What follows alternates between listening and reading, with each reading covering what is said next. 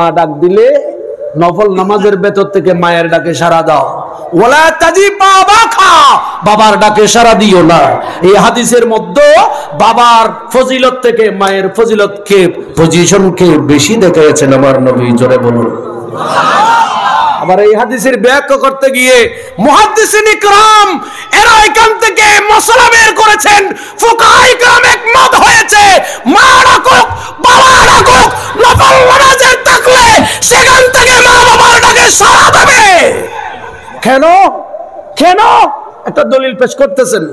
কারণ আমার রাসূলের কাছে একজন সাহাবী আসছে, একজন এসে হুজুর আমার ইচ্ছা করতেছে হুজুর আপনি আমাকে অনুমতি দেন, আমি জিহাদ করতে যাব।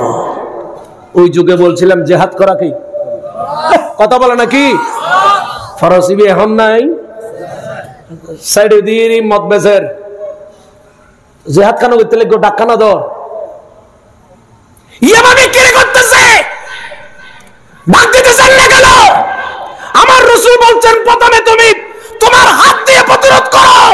তুমি তো ইল্লাম মিস্তাতিব ফাবিয়াদিহি, তুমি যদি হাতে না পারো ফাবিলিসানিহি, তুমি জবান দিয়ে তার প্রতিবাদ করো।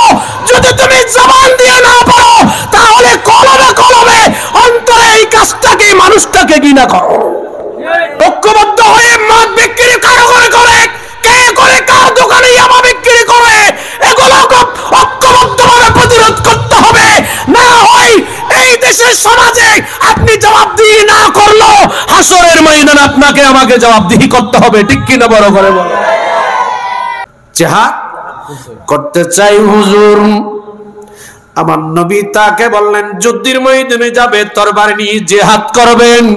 বলে জি হুজুর। আমার নবী তাকে ডেকে বললেন আহাইউন ওয়ালিদাকা, তোমার মা বাবা বেঁচে আছে কি? সাহাবী ডাক দিয়ে বললেন ক্বালা নাম ইয়া রাসূলুল্লাহ সাল্লাল্লাহু তাআলা আলাইহি ওয়াসাল্লাম।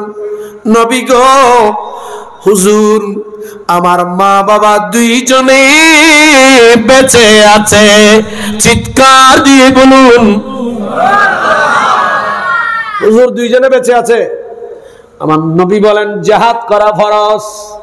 আমার নবী বলেন তোমাকে তরবারি নিয়ে জিহাদের ময়দানে যেতে হবে না। যাও তুমি শুধু তোমার ঘরে চলে যাও। তোমার যে দুইজন মা বাবা বেঁচে আছে তাদের দুইজনের সেবা যত্ন করো। এটা হচ্ছে তোমার জন্য জিহাদ।